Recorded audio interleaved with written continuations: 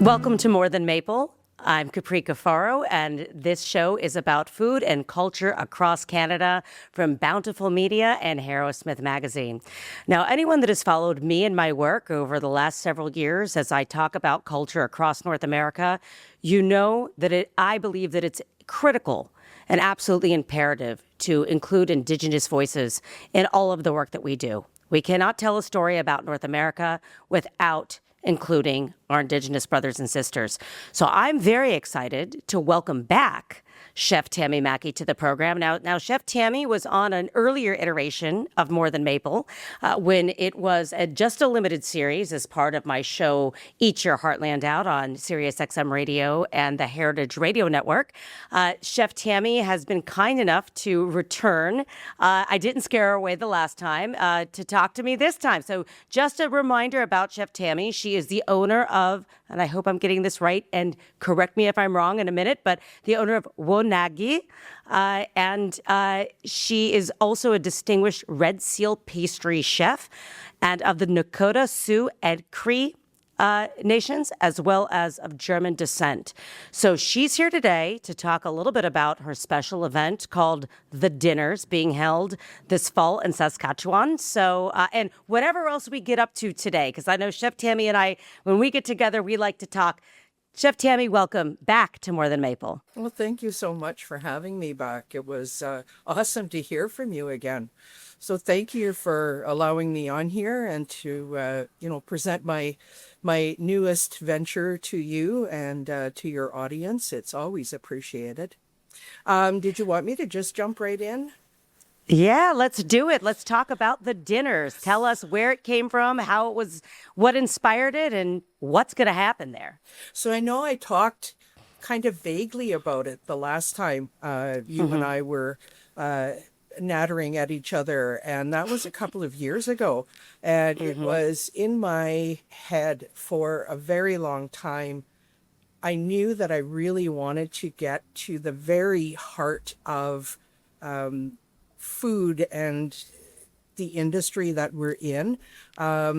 You'll have to excuse my dog will walk back and forth while I'm doing this, so he just wants attention, but anyways. Perfectly fine. We love dogs on this show. So I just moved back to, well, not back to, I just moved to Saskatchewan, where my First Nation is, because I'm 60 Scoop. So those of you who don't understand what 60 Scoop is, I was removed from my mother's care and placed into foster care and then adopted out into a non-Indigenous family.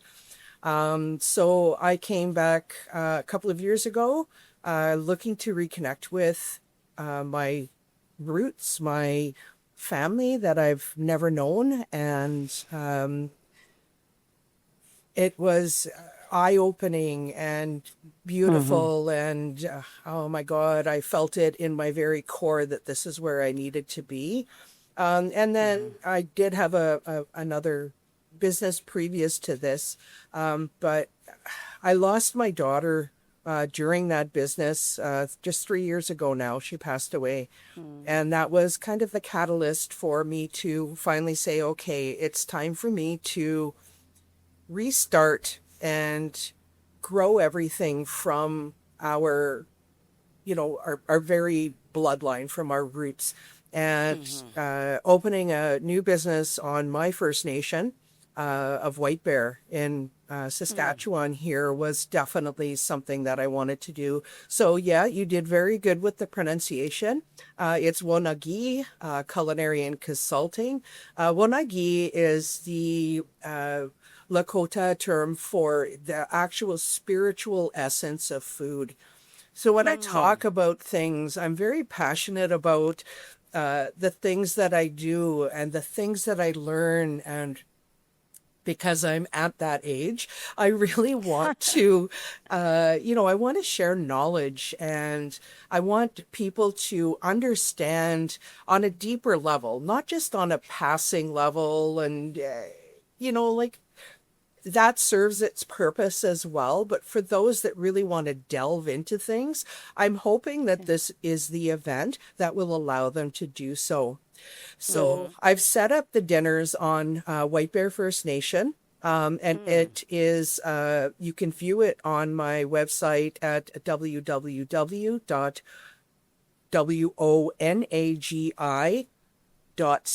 so www.wonagi.ca, under the events tab. It's a 3-day, it's got all kinds of stuff going on during those 3 days. So there's the welcome reception is actually at the at our golf course, which is an absolutely beautiful place. Wow. And the building is actually a little bit of history. The original casino on White Bear First Nation. So No if it kidding. hadn't been for White Bear, we would not have legalized gambling. So we were the first ones to go out on a limb, and our chief at the time, Bernie Shepherd, fought for that. And after a long battle, and of course many many back and forth negotiations, SIGA was born. So we'll be doing kind of Canadianized Indigenous meal there. So, you know, something like Indian tacos, which I think everybody kind of relates as Indigenous food. We'll also be giving people like the background on SIGA birth and the casinos. They're welcome to play a round of golf. Whatever. And then the next day is going to be a demonstrative day. So they'll be singing and dancing and drumming, stories. We're looking at getting a couple of artisans in to give some direction and some workshops, and you know, and then we'll have like a community barbecue. So everyone from the community will be welcome to attend that entire day. So I'm hoping to really, really focus on, you know, our own artisans. And we have so many people on our nation that are just so talented. It just blows my mind. So it's going to be a very kind of visiting day. So you'll get to really interact with everybody, and there'll be, I'm sure, a ton of kids there. You know, and it's really going to be all about learning. It's Truth and Reconciliation Day. So I'm glad you brought that up, because I was Yeah. just going to ask about that. Yeah, so I thought, what better way to experience truth and reconciliation than with the actual community members themselves? You know, so if the people attending the event want to ask a community member a question, you know, as long as the community member is fine with that, then they're welcome. Like, strike up a conversation, get to know these people as the individuals that they are. And, you know, like these negative stereotypes, they need to be completely overlooked. Like there's this is an alcohol drug-free event, and there are very, very specific protocols in place for the event itself. So any attendees will be getting a very detailed list of the event, and then they'll also get a list of protocols. So they will be gone over. I'll have to work with the elders and our community leaders as to what is acceptable during this. So, you know, there'll be some ceremony that won't be able to be recorded, and some people won't want to be, you know, have their picture taken or have their, you know, conversations, you know, taken down. So that is up to each individual. And that's just how it is. And we have to respect that. There will be prayers throughout, you know, so we will have a mistress of ceremonies, I'm going to say. And she is my sister, Carrie Sparvier. And she is our two-spirited person. She worked for the Canadian Navy for over 25 years. Wow. She was a recruiter.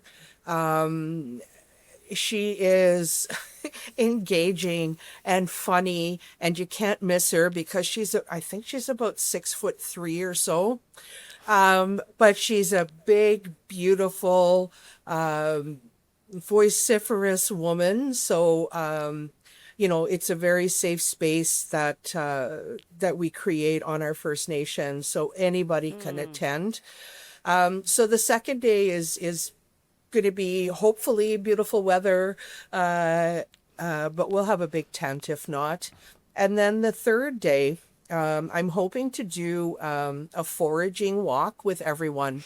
I will personally be doing it. I will look for a knowledge keeper to do that. Yeah. Have some people out foraging. It will not be for medicines. I do not believe in monetizing ceremony or medicines. Yeah. So, she might be or he might be pointing out, like, yes, that's sweetgrass or yes, that's sage, but we won't be picking that. We would, we'll see what's available at that time of year. I don't know what Mother Nature has in store for us, but I'm hoping whatever they pick, they can bring back and make some tea with and sit down and have a conversation with the knowledge keeper and ask questions. And then about 3 or 4 that afternoon, the dinners will start. So I am very lucky that I have a food sovereignty partner with the R.S.E Institute at the University of Guelph. They're wonderful, wonderful people. Oh. I had a chance to go out and spend some time at the R.S.E Food Institute at the University of Guelph, and congratulations for having them on board as a partner, because that really is great. So what is their role in the dinners? So I asked them because I really wanted to look at Indigenous foodways and rural foodways. There is a very, very common misconception. And I lived in Ontario most of my life. My understanding of availability of food is completely different to what it is. So I had the honor of being on a panel at one of the R.S.E summits, and my mind was blown by how much they care and how much work they put into this part of who we are, and food, the world around. And I thought, oh my goodness, wouldn't it be awesome if, they came and they took a look at, Indigenous and rural settings away from Ontario, because it is completely different when you're looking at, I think, rural places like, the outskirts of Guelph or something, right? You still have access, but here it's just like, it's 2 hours to Regina, or, it's 15 minutes down to from our First Nation to a co-op store kind of thing. So it's a little bit different here. So R.S.E was, first and foremost in my mind, after asking Chef Jenni Lessard to be my invited co-host. Tell our listeners who may not know, I don't know how it's possible, but folks who are not familiar with Chef Jenni Lessard, who I actually just got to see on a panel for the first time ever, but tell folks who she is if they're not familiar. So Chef Jenni is like the epitome of a Saskatchewan Métis chef. She just, oh my God, she's just such a beautiful human being to start with. So positive, and her interactions with her clients and her teaching skill with students and people that just want to learn. And like we spoke well, I spoke on a panel, and she was the, I guess the head of it. I can't remember what they were called, anyways. But that's kind of when we met. So that was it was less than 3 years ago, but we have stayed in touch. And I really wanted her to come and bring the Métis aspect of Saskatchewan to this, because our Saskatchewan is the homeland of the Métis.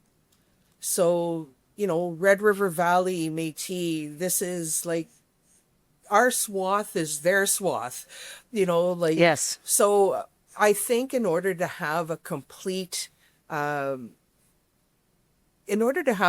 recognition of all of the Indigenous groups that are here, it wouldn't make sense to not have Métis included. Absolutely. And I could think Sure. of no one else better to represent that than Chef Jenni.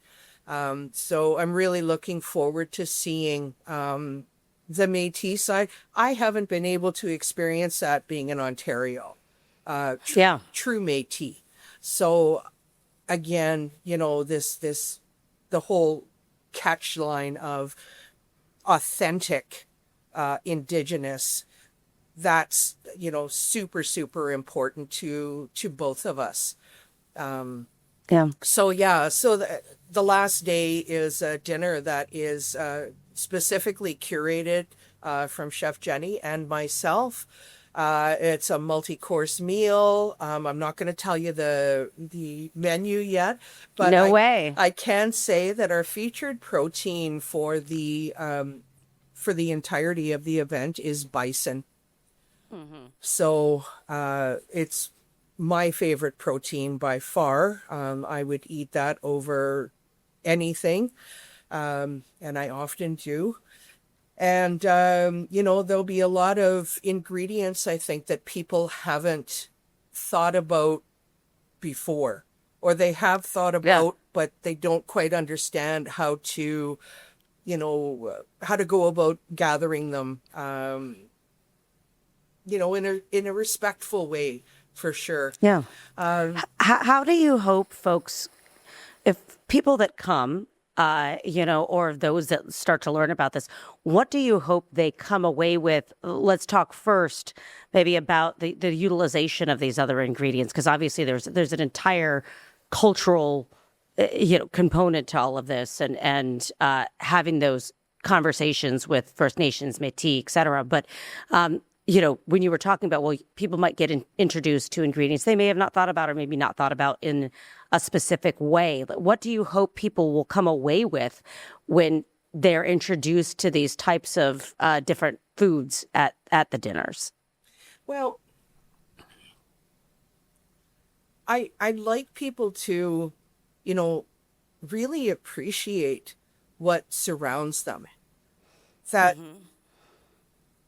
there are issues accessing, some ingredients and some foods, but there are some ingredients and some foods that are like everywhere that people don't utilize or appreciate or, know that they're even there. I think one of my favorite examples is pineapple weed.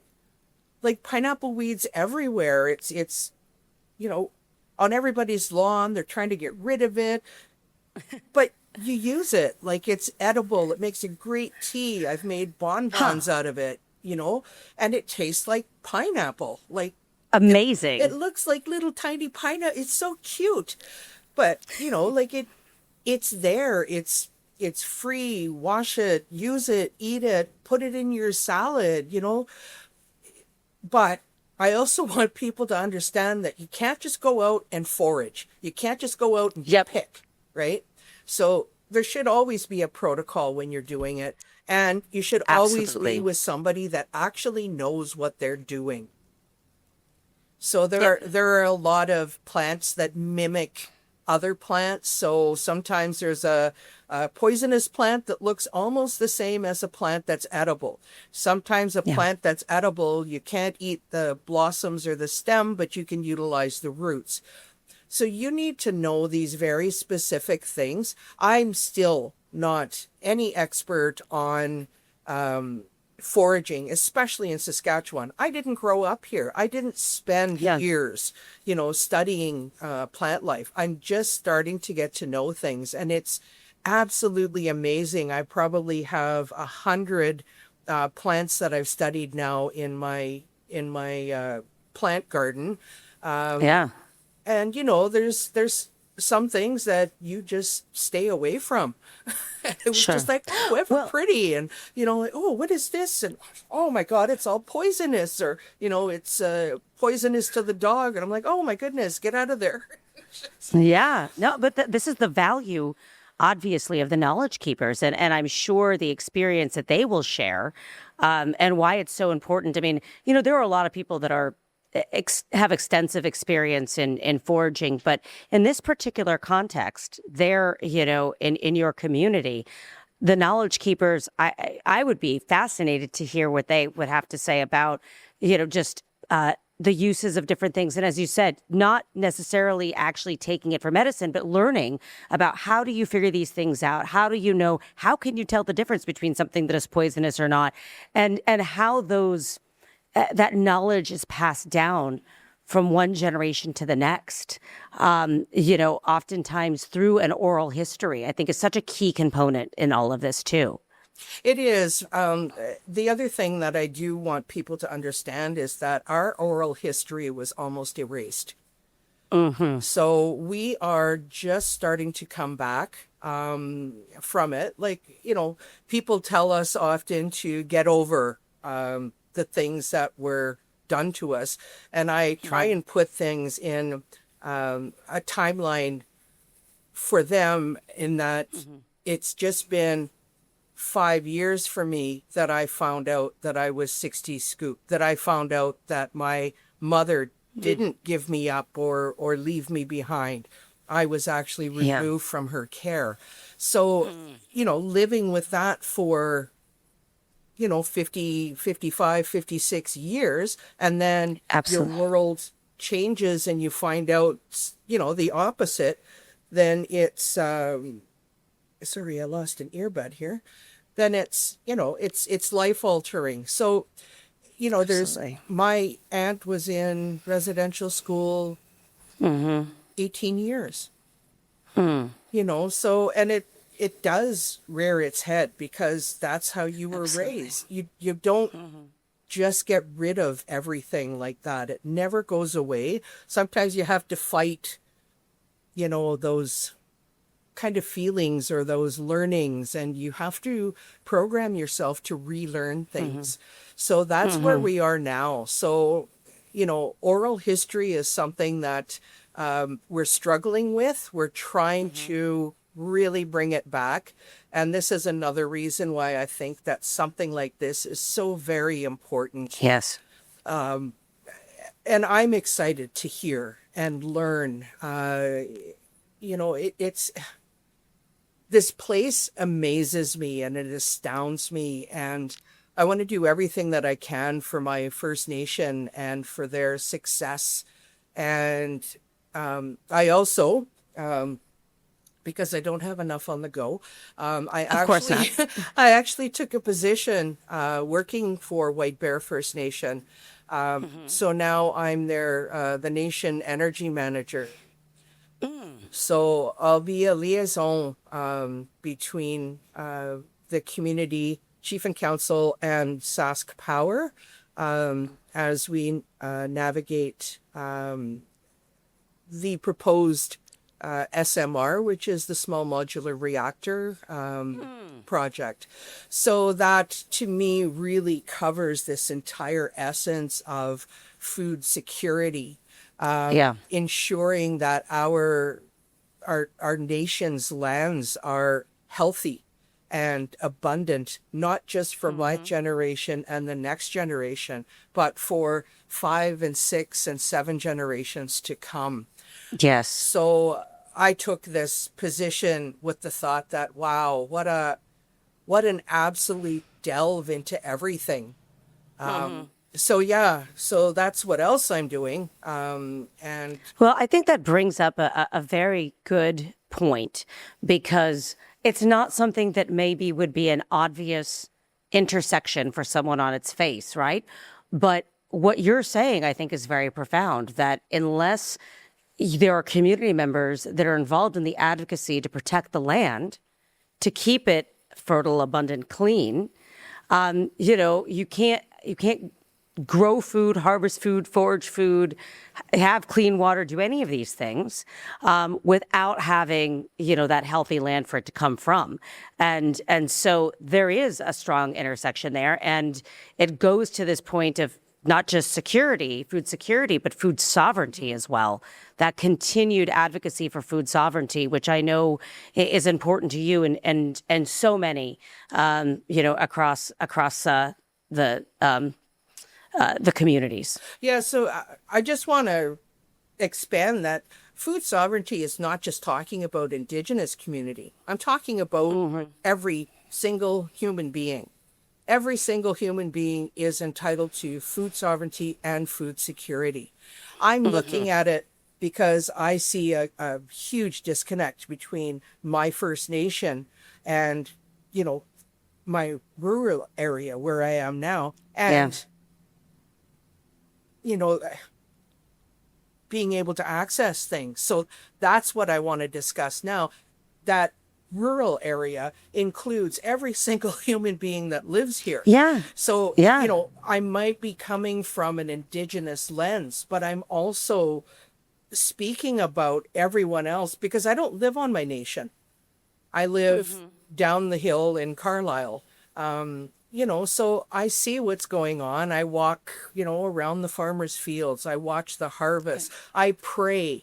When there's bad weather, we have another possible funnel cloud formation day today. I pray for those farmers. I cried last year when we had flooding during harvest time because that farming, that is the biggest gamble in the world they are taking. They plant that and they hope that everything goes properly so they have a decent harvest and they can, afford to live for the rest of the year and then replant the year after. And we all rely on them. Yeah, we do. all rely on them. But we're so disconnected, I think, as a society that, we really need to come back to these grassroots, right? Yes. So I'm so excited that I get to I'm allowed to do things like this. I'm so excited that, my chief and my council have, they're allowing me the opportunity to do this on my First Nation. So I really, really hope that the dinners draws in some people that are very interested and really open to learning and then taking that knowledge and actually applying it in some positive way. Yes. Right? So it's the old thing of, paying it forward almost. So yeah, I'd like to see it, I don't know, just become part of a bigger picture and a bigger piece of everybody's everyday life. Yeah. So yeah, that's I get so excited thinking about it and I'm just like, I know. There's so much to do, but I can barely wait for it to be here because I think it's just going to be like the learning opportunity of a lifetime for me. And I wanted to ask you, just as I'm listening to you, and obviously we've talked a number of times, I know how excited, I know how passionate you are, but as you just shared with our listeners and viewers, and, you've only just really found out about parts of this recently. You've only recently found your way back home, so to speak, to your First Nation, growing up in Ontario for most of your life, and now there in Saskatchewan. This has to be I want to understand the impact and the meaning this has for you as someone who has just now reconnected with their First Nation community, but then at the same time as building something to amplify that voice and connect it and share that knowledge with a wider community, with whomever is willing to come to the table, literally and figuratively. Yeah. That's massive. That's massive that you've gone from learning yourself to then being the person paying it forward. That's what gives me goosebumps. I never really thought of it like that. I always have thought of myself as just on this massive learning journey. Every single part of my career has been based on where am I going to garner the most knowledge? Where am I going to intake all of these little pieces and parts that really make this whole? When I first started in my chef's career, it was like, oh, I'm going to be the best at everything that I do, even if it's laying out frozen cookies on a sheet pan. I don't care. Yeah. Those cookies are going to be baked perfectly every time. They're going to be, the proper shape. They're going to be presented beautifully. So I think if you take that into your life, things happen in life that you certainly don't plan for. And Amen. you can either let it adversely affect you and honestly, like, my daughter's passing was massive. My finding out that, my mother didn't give me up was just mind-blowing. So it's either going to affect me negatively and I'm going to, like, drown in that mire, or I'm going to find a way to work within that and maybe help somebody that's been in the same predicament, or look at another way to pull myself out of that. So really immersing myself in culture was super important to me, even in Raven Rising. Before I knew all of this stuff, I was doing... And this is your chocolate business for folks that are not familiar. It was my chocolate business, but I was focusing on global Indigenous because I felt that I'd always had a foot in both worlds, as a non-Indigenous person and as an Indigenous person. And I wanted to share those stories from everywhere. And there's just so much commonality. And then closing that and opening Wonagi. Wonagi is this almost like precise business. And it's still a business that I'm learning in, right? It's not something... A business doesn't have to be set in stone unless you want it to be. It can grow with you. It can flow. It can change directions. And I want this business to, I guess maybe to me, to prove that it is an integral part of my learning, but also, to help other people's learning. It's also, I think, important to show, the outside world that there's all kinds of economic development on First Nations that we're doing ourselves. I haven't gotten any funding from anybody for Wonagi, and that's fine. I'm not going into that space anymore. What I want to do is, I don't want to be rich from it. I want to enrich my community with it. There's a difference. I love that. So,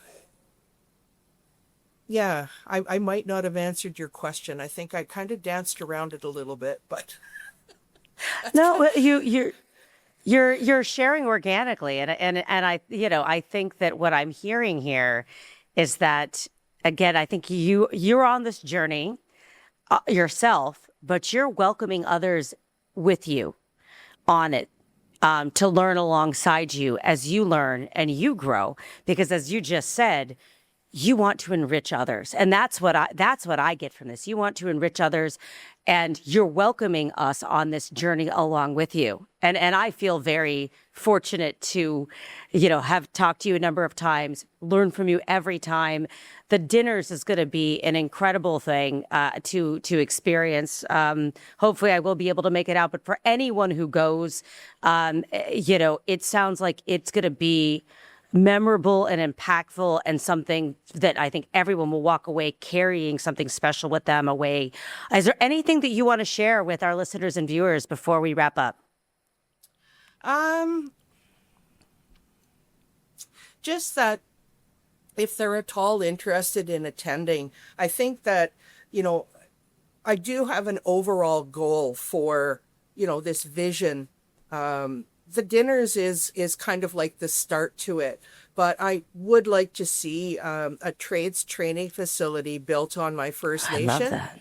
And I would really, really like to see the culinary arts represented within that trades training. And I was in the electrical trade for 30 years, so I do understand that. But I think that all Red Seal trades should have a chance to be represented and filled, because Lord knows all across Turtle Island there is a shortage of tradespeople, and like in everywhere, everyone is massively short. The trades are a phenomenal way to go. You don't end up with a massive amount of debt. You work, you go to your schooling while you're on EI, then you go back to the same job, you get a raise. There's all kinds of awesome things with trades.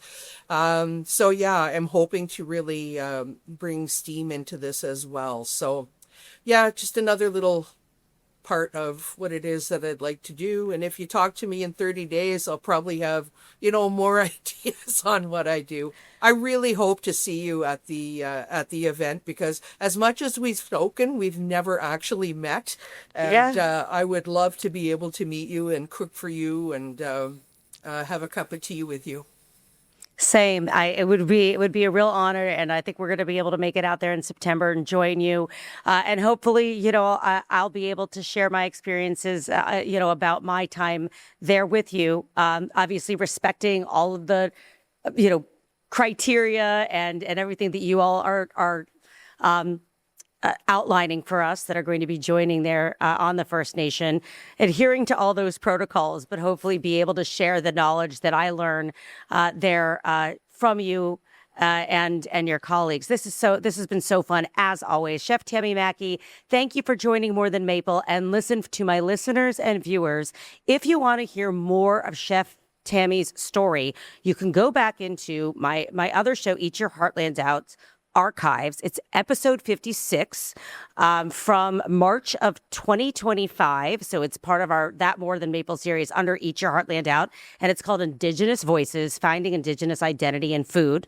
And Chef Tammy Maki is one of our guests on that episode. You can hear so much more about her story that has led her to where we are today in this conversation. So thank you again for listening. Thanks for joining More Than Maple. Thank you so much. Take care. More Than Maple is a production of Bountiful Media North America for Harrow-Smith Magazine. It's researched, written, and hosted by me, Capri Cafaro.